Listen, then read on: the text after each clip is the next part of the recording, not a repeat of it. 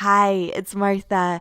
Just a quick announcement before we get to the episode. So, I'm so excited to announce that Chronicles of Narnia will be in the Chicago Podcast Festival 2018.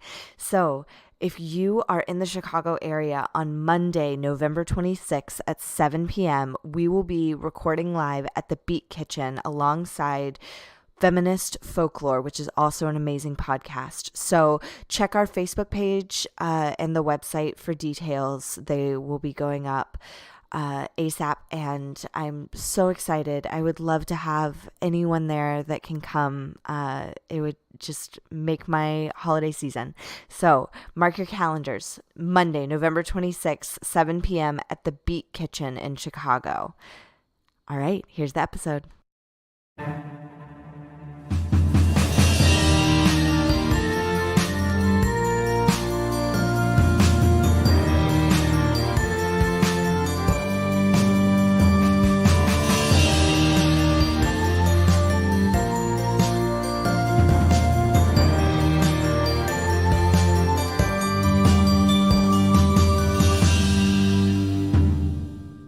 Hello and welcome to the Chronicles of Narnia, a nanny resource podcast made for nannies by me, a nanny. I'm your host, Martha Reddick, and this week I'm very excited because we are going to be talking about magic and kids in a lot of different capacities.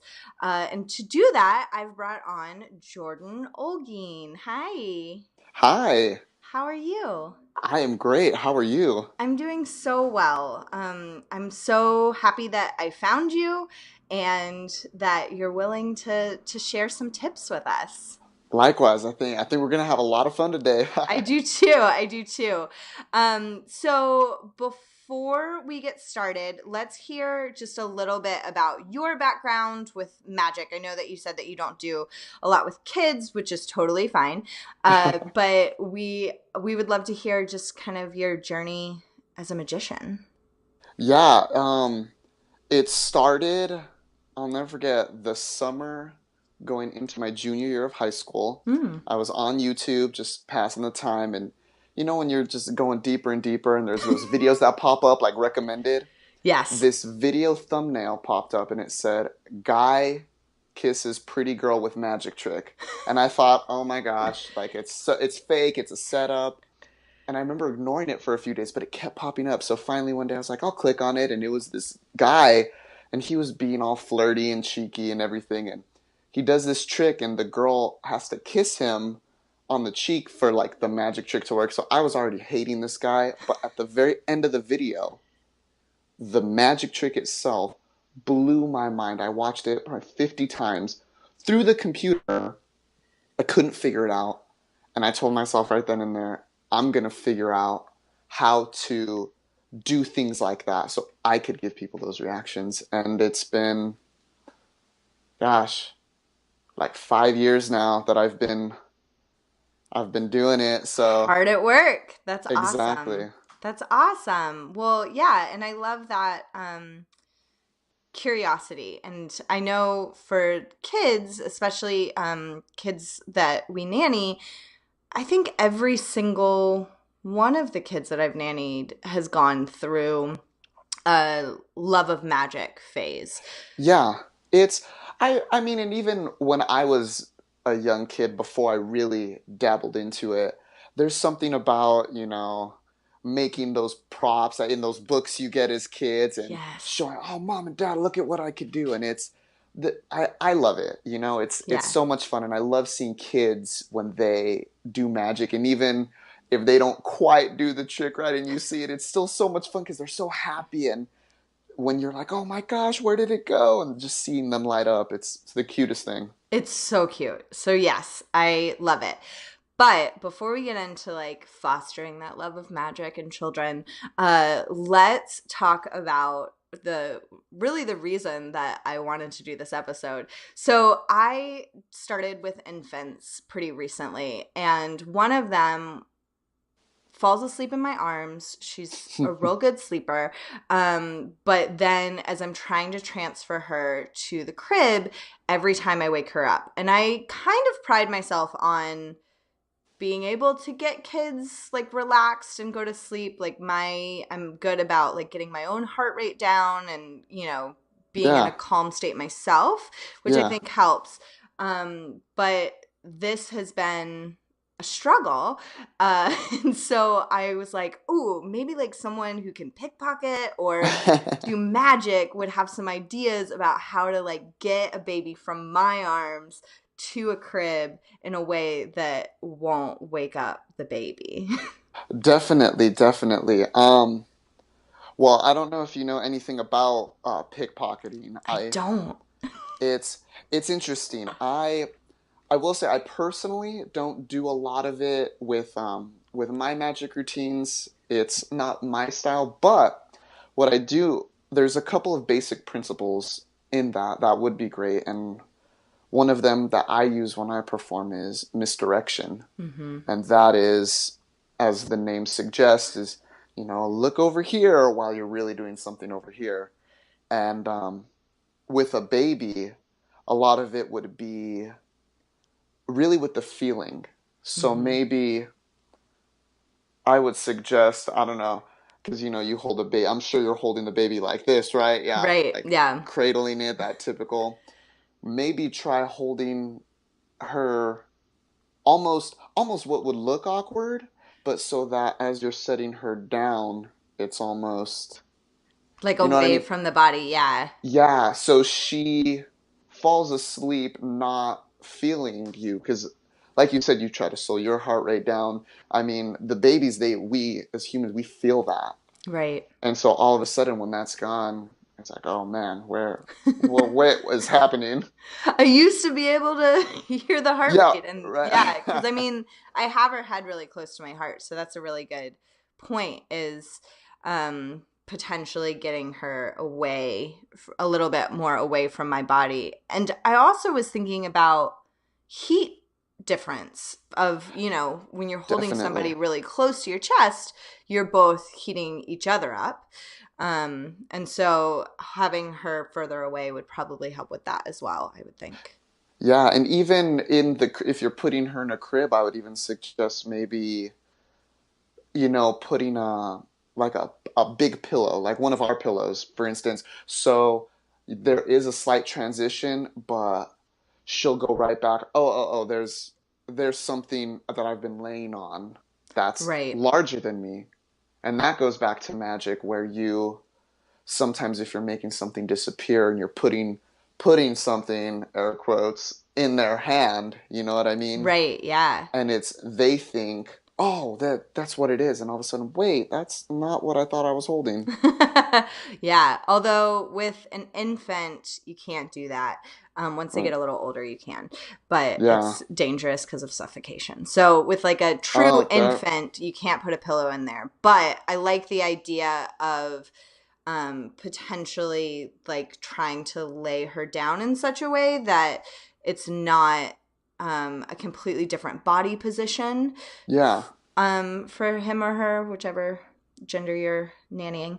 And then, yeah, and then getting um, that, you know, like working your way, I think. I also think Exactly. slowing down would help me. Exactly. And you'll find when if you slow down and take it in processes, like maybe start real close and then shift a little further, then a little further, and then finally, once they're in the crib, it's such a seamless transition rather than from, oh, they're laying on my head. So now what is happening? It's like, oh, damn, I've been on this journey. I'm on a boat, just sailing away. Yes, I love that idea. And get those water Ex- sounds on the noisemaker. there we go. See, we're sailing to paradise. Exactly. Perfect. Any other ideas for that particular when they're sleeping? When, like, putting them in Mm-hmm. the crib, I would say I'm. I actually grew up. I have. I'm much older. I'm 10 and 12 years older than my youngest siblings, Oh. and I know the struggle. You're trying to put them down, or you're trying to maybe pick them up to put them in the car seat, and oh my Right. gosh, I woke them up. I'm so sorry. So it's a lot of it. My biggest advice would probably be to slow down and really. It's about the pressure, and like going back to pickpocketing, the reason you get away with doing a pickpocket entertainment routine is because you're not just, oh, I'm gonna reach in your pocket and take out your phone. I'm I'm going in slower than what you would think. Like maybe to us that are doing it, it's like, oh my gosh, I'm moving at a snail's pace. Hmm. But really, moving it slow, getting used to it, the body would just think it's normal, and we're really not disrupting them. Right. Yeah, that's such a good point of just making sure that you're giving time for their sleeping brain, but still working brain Yeah, to adjust to each new movement. exactly. Yeah. Yeah, that's great advice. Okay, so they've woken up from a wonderful nap because we've now gotten them into the crib, no Boom. problems. Love it. And now they're awake and they're playing with a toy that maybe isn't safe. So it's not actually a toy. So they've picked something up, and you would love to get that away from them without having, a breakdown in the Yeah. middle of your day. And if you just take a toy away, there's going to be a breakdown. Oh, yeah. Yes. So how can you use some like magic skills to get that toy away from them in a way that they won't notice? So, especially for infants and toddlers, I would say the number one would be misdirection. Yeah. And what I mean by misdirection is and it goes even to pressure. So, say they're playing with, uh-oh, they got dad's Rolex. Yeah. That, like, they're gonna put it in their mouth. That's like anything weird not about that, right? So, Mm-hmm. I would give them maybe their little maraca, Mm-hmm. that classic maraca. So, again, slow down. I would take my time with it. I would play with it a little bit. And Ooh. then they're piquing their interest. And that's a classic magic concept where if I want you to look somewhere, which is obviously away from where I'm doing the trick, I'm going to be looking there. And Right. I'm not, and it's a subconscious thing we do. So if I'm looking down over here, you, the spectator, will be, oh, I wonder what they're looking at. So I'm playing with this maraca. Oh my gosh. And they're like, oh, they look like they're having so much fun. What is that? Then you start playing, maybe give it to them in their other hand. And at the same time, that's when you would make that, magic switch of, oh man. And then as you're taking it, you're still focusing on the maraca, shaking it, making music, dancing, they're giggling. And then all of a sudden, boom, put the Rolex in your pocket. And I guarantee you they'll have completely forgotten because what is this maraca? Oh my goodness. Exactly. And we also have uh, object permanence on our side, in that babies don't really develop object permanence until like 8 to 12 months. So, literally, with a baby, with an infant, if you get that out of their sight, it ceases to exist for them, which is Yeah, beautiful. if only everyone reacted that way with magic. Yeah, your job would be so much easier. Exactly. So yeah, I think that that's a really good way. Yeah, Uh, definitely. And even with infants, when I have done magic to them, you get a little bit of a break, I would say, because of those principles. They're young, their brains are developing, so misdirection so much easier. Like, look at that bird, really works.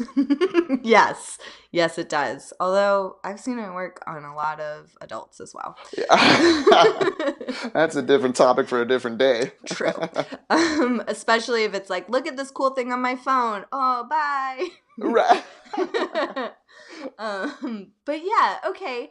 So great. Is there any other technique as far as like let's say it's potentially two kids, like you're nannying siblings and they both are playing with an object or a couple objects that you don't want them to be playing with. Like mom's set of diamond earrings, and Oh, they each have one. Do you have advice oh for that? man. So yeah, so it definitely is easier to perform a magic trick to one person versus a group of people. Right. The the only difference is when you have more people, that's when you really take control. And we're in control. So they have mom's earrings, and that's a big no-no. And we're all right. So what I would recommend is you could even do it with the same one maraca Mm. and just really gather. What I do when I have big crowds is I'll straight up just be like, awesome, everyone just gather in front just so you could see it, just so you could see it. Really, I'm Right. saying, don't be behind me because you'll see how I'm doing everything, and that won't be cool. But in their mind, they're like, oh yeah, I really want to see what's about to happen. Oh my gosh. If you want to see the trick, stand in front of me. Right. You know what I mean? Yeah. Yeah. So it would be that same thing and then work one at a time. Mm-hmm. So really, really win one over. You have one earring. Boom, we're halfway there. And we're still rocking it. We're still rocking it. Maybe the earring's in your pocket now. So, out of sight, out of mind. Right. Then we get back. Now you and the twin A, Max, is playing. And then Emmy over here is, wait, why are they having fun? I want to have fun now. You know what I mean? Yeah. Yeah. So I would say the more, it's still that same principle of misdirection and really focusing your energy and attention. So, their focus, because everyone wants to, if someone's having fun, we as humans, right, well, I want to have fun too. Right. Yeah. What's going on over there? Yeah, yeah, exactly, I think that's exactly. great. Awesome. Okay, so are there any like basic magic tricks that we as nannies could learn and teach kids? Because we talked about before how proud kids are when they can like show off their magic skills, even Oh, if yeah. it doesn't go well. Oh, yeah. Yeah, or just perform if they're, not old enough to handle objects or cards or understand all that. We could just perform it for them, but if they are old enough to perform it themselves. So if you're not using cards, there's one trick that I really like that is really, this one's a group. So say you have a group Mm-hmm. and you're nannying, I don't know, three, four kids. Mm-hmm. You pick one and you'll say, okay, everyone's going to know how to do this, but don't help her. So you crumple up a napkin or paper towel or something into a little ball and you stand over in front of them and you say, okay, I want you to guess what hand is it in. One, two, three. And you put it in, snap your fingers, and it looks like it disappeared. Let's see, you're like, what I just know, I'm happened? like, I don't know how you did that. And if you were watching me, I literally threw the piece of paper over the camera. And that's the joke of everyone watching. They're like, how do you not see it? It's so big. And that's the fun of it where, Right. don't tell them. And then even, I guarantee you, if they do that to mom and dad, who's the trick's being done on them, they're going to start being like, how do I not get this? Why is everybody laughing? And then finally you show them, I've just been throwing it over my head. And it's a super fun one. That is very fun. I love that. There's another super fun one that's super easy with a very basic deck of cards that anyone can do, and I'll show you. Say, so you fan out the cards, and we'll just say this is our card, the Okay, Eight of Spades. great. So you would tell them, they'd hold the deck and just say, just slide it in anywhere you want, so right there. And you could say, with my hands behind my back, I'm going to find your card. All of a sudden you show all the cards are facing the same way, except for one card. What's Oh. that card? Your card. And all that is, see, again, it's like, Yeah, it I'm doesn't have to be enthralled. crazy. And once you figure it out, you're going to hate me. So they take out their card and they can say, go ahead and show everyone, I'm going to turn my back. I'm going to turn my back. So here we have the Four of Spades. And when my back is turned, this is what I did. flip the deck. Nice. So as soon the trick does itself. So you flip over the deck, flip over the top card, make it look like it's done, and they'll feel all cool flipping the card back behind their back, be like, "Don't worry, Mom, I got you. I got you." That's awesome. That's so fun. Yeah, I love both of those, and I think both of those are easy and really fun, Yeah. and I love the one for a group. I think even especially for like a nanny play date, that one would Yeah. be really great because you could do it with the other nanny, and then all the kids get to feel They're empowered. exactly. They're in on it. Yeah, And that's what's great.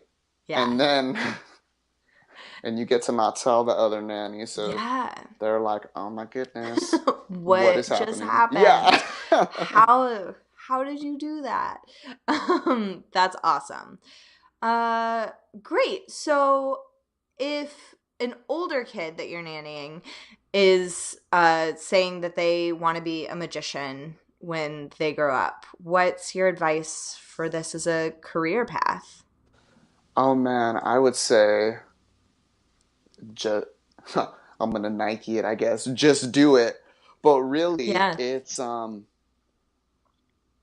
great because my little brothers now, my youngest brother, he loves magic. Hmm. And he looks at videos online, and I'll do a magic trick and I'll see him practicing it, and he likes to mimic what I do in his little way, you know what I mean? Right. Yeah. But I would say start performing. I remember when I first started, I was 16, 15 turning 16, and I taught myself a bunch of tricks and I never performed on anybody.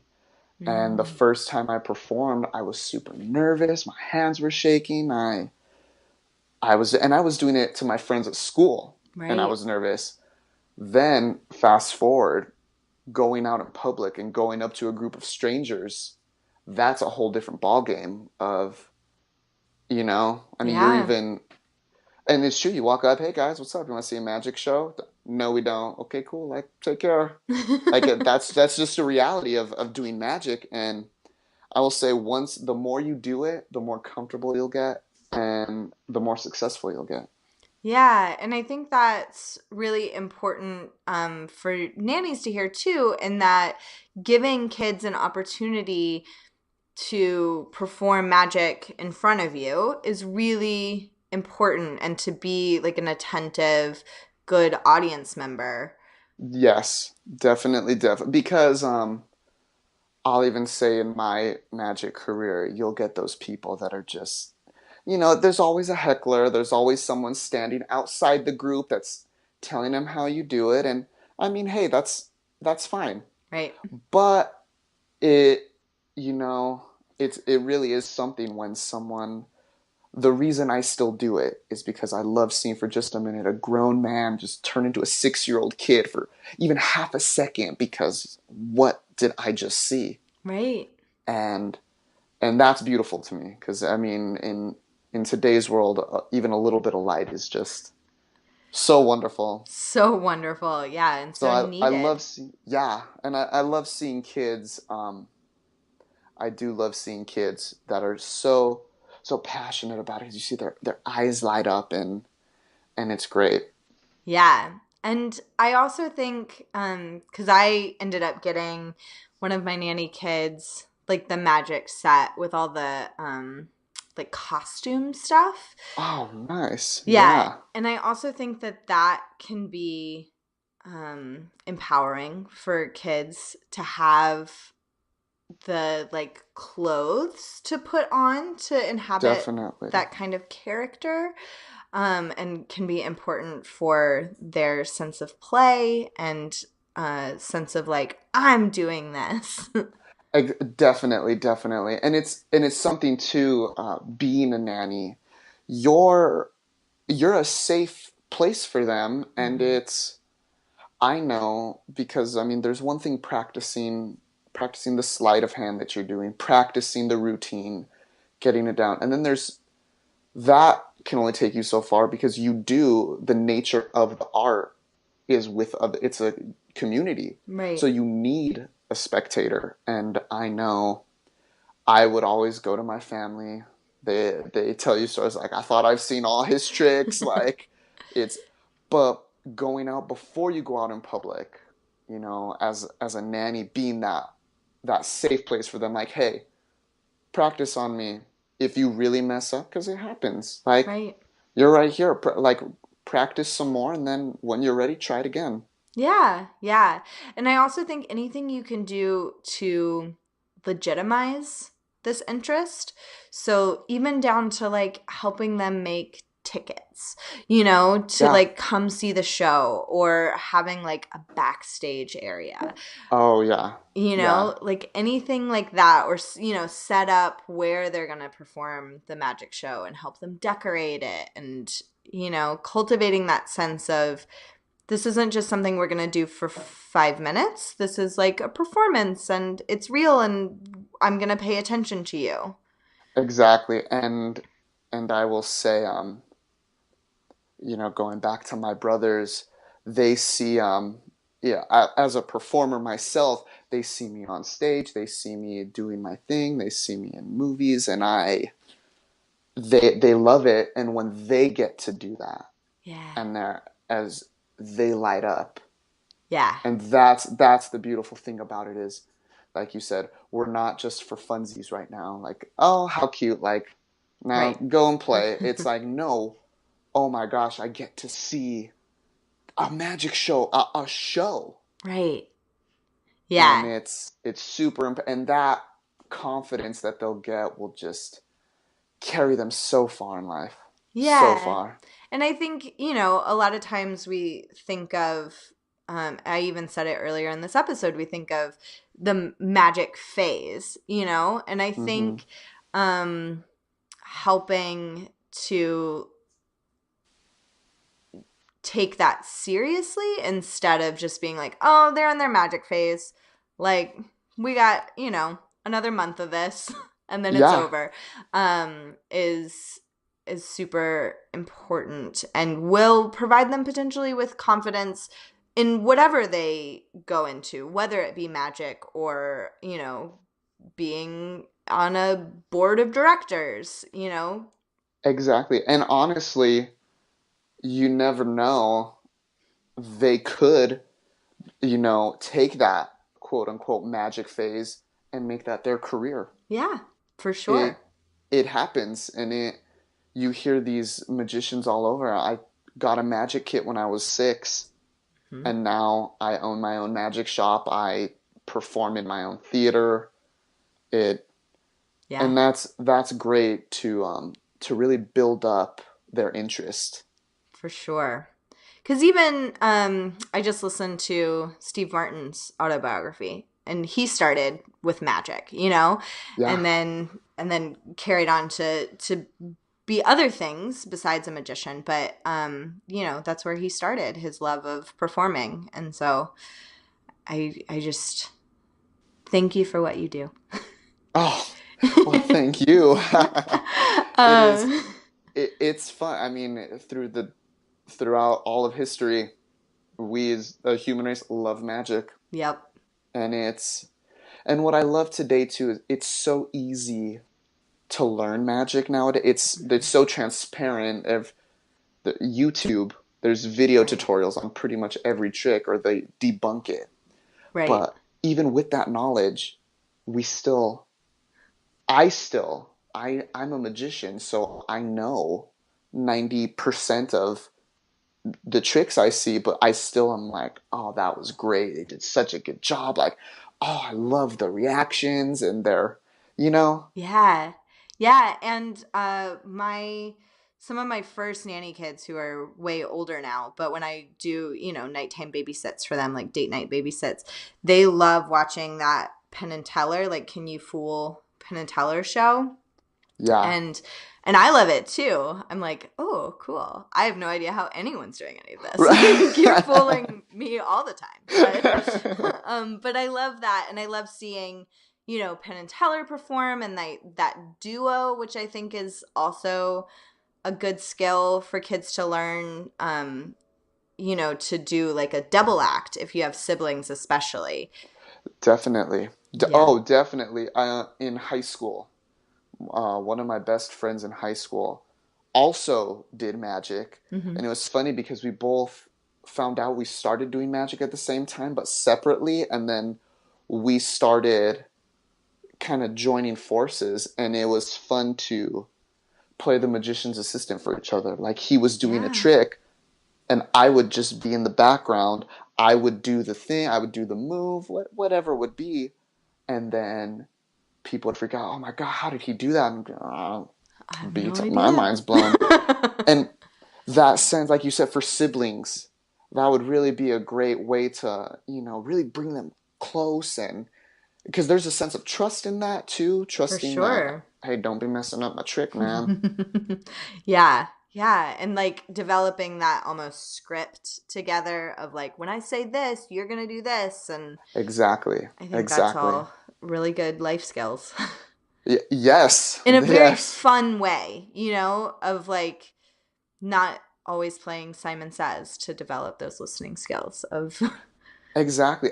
What I found through learning magic and performing magic was it really helped me grow in every aspect of life. When you're older and you're at work and, in life, there's rejections that you get that, For sure.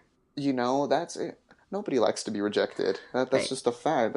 Why can't everyone say yes? But like I said, like of going out and practicing, I can't tell you how many times I've been told no to my Right. face, and that's part of life. And if you Yeah. learn that in, like I said, a fun and innocent way, it transfers over to when bigger things in life happen. Hmm. Oh, hey, you know what? It's tomorrow will come, Right. and it's one of those things. Even too, no one likes messing up. We get embarrassed. There's been times where I've had a huge crowd and I've messed up. Hmm. Like it happens, and you move on. Right. Tomorrow will come, and it's great if kids can get a sense of that at a young age and just really cultivate. It's like a muscle, like really Hmm. work it and cultivate it to where when they're adults, they're smooth sailing. Yeah. Which, if you're listening and thinking, oh, that all sounds really great. Another episode of Chronicles of Narnia that will help with that is growth mindset. Pascal talks about building resiliency and grit with kids. And so, but I think that going back and listening to that episode and then infusing it with magic would be a brilliant way to help kids build resiliency and grit through magic, which Oh yeah, I can't think of a better thing. it. And then, hey, if nothing else, there'll be that cool person at the office Christmas party that's blowing everyone's minds. Yes. There's a TV show that I really like. It's called Crazy Ex-Girlfriend. And on it, one of the characters, it's like a running joke throughout the entire series that he knows magic, but they never like address it further than that. They're just like, Josh is so cool because he knows magic. Like, that's it, which I think is brilliant and very fun. Um, Yeah, that it's they and I wonder if they're going to address it ever because it's their final season. But I love that they just like throw it out there and then walk away it's every it's time. it's or how Barney Stinson, they wrote in Yes, Neil Patrick Harris's Love of Magic, yes, love that. and it's a real thing, Yeah, you know. People love everyone loves magic. they really do. They really do. So, you mentioned like YouTube is a great resource for looking up how to learn more tricks if, their interest is growing beyond a nanny's basic knowledge. Like we've Yeah. already gone in this episode beyond my knowledge. So, um, so what are some other resources like books that you could go check out at the library or TV shows or anything like that? Yeah, so I would say I know with me personally, I chose a different route in magic because I like to do more basic tricks and routines per se than a lot of the magicians I know. Yeah. But I like to focus on the entertainment aspect, the performance aspect, and doing that. But as for books, if when you're ready to like, graduate from that magic kit you had, Right. I've read and seen numerous books, numerous to where I would honestly, go to the bookstore and whichever one calls out to you the most because they're all, I hate to say they're all the same because they're not. Right. But at the end of the day, you there's a handful of sleight of hand that you use, and then at that point, what is really great for kids is you start cultivate, you find out who you are, Uh-huh. what's your performance aspect, and you can learn these slides, basic ones. They don't have to be complicated, and then you can say, you know what, I've seen 20 magicians and they all have their own personalities. That's what makes it unique. That's what I love Right. about this art. Take my friend from high school, for instance. He, we would literally do the same routines, the Mm-hmm. same. But his persona was more like of David Blaine, where he was more serious, and Solomon, it was like, I'm gonna let, like, it's gonna be real magical and like, what? Me, on the other hand, I personally like to be cheeky and flirty, and I'm cracking jokes, and it's like a party. Like, what's up? What's up? What's up? Oh, boom!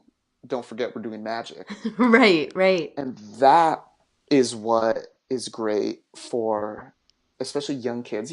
I mean, you know how school is, and growing up, Yeah. it's tough sometimes, and you're trying to find yourself, and in magic, you can really find like, who am I? What am I comfortable doing? Yeah. And that is one of the most beautiful things to me too, that when you see people finding who they are, and Mm-hmm. that, I mean, taking that through life is just, hey, this is who I am, like I like Right. own it, and then the world is yours. Yeah, yeah. And I love that idea of also learning a few building blocks almost, and then building your own Yeah, journey from there.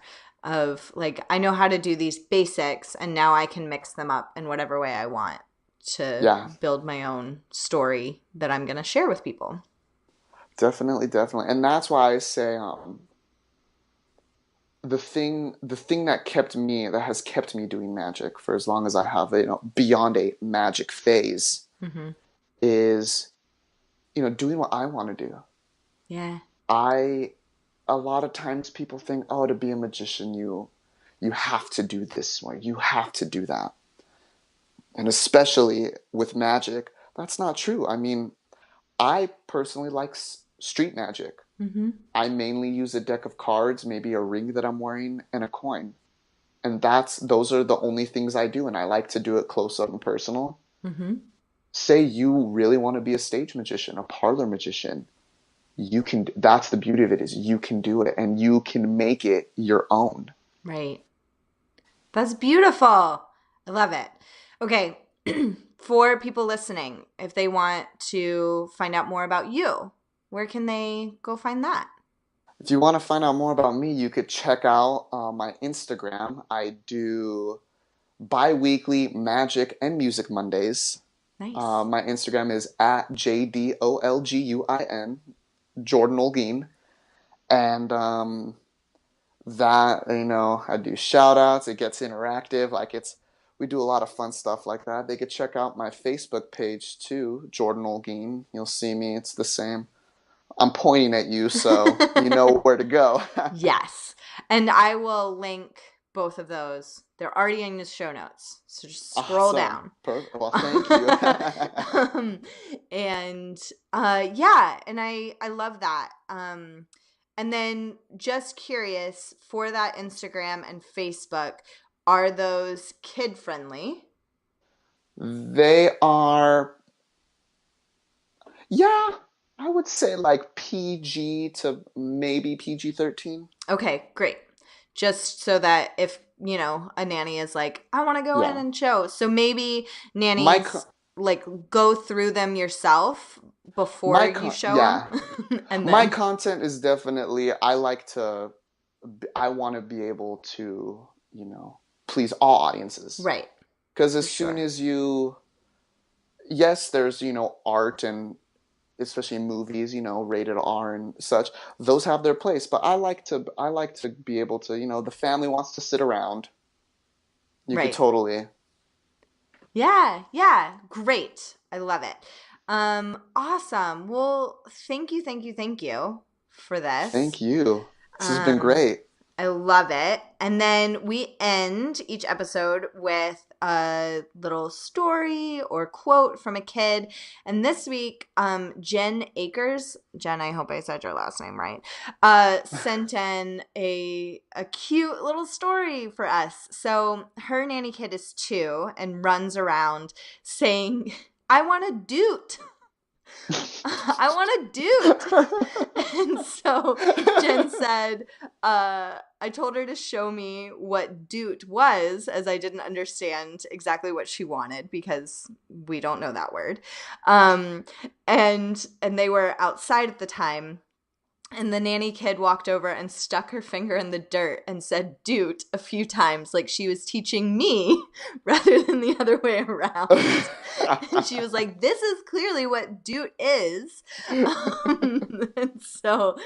Jen said that it was just so cute and this brilliant moment of autonomy and like, let me let you into my world, which I think is just beautiful.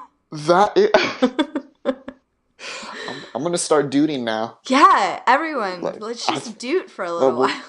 I think the world would be a better place if everyone dooted every once in a while. Yes, agreed. I love that. It was really cute. Oh my gosh. So thanks for sharing that, Jen.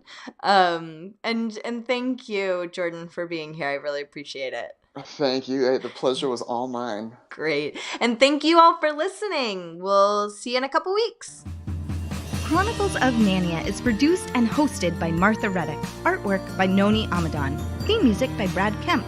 Find him at secondbedroomstudio.com. Follow us on Facebook and Instagram at Chronicles of Narnia and on Twitter at Narnia Podcast. To contact us, email chroniclesofnarnia@gmail.com. Thanks for listening.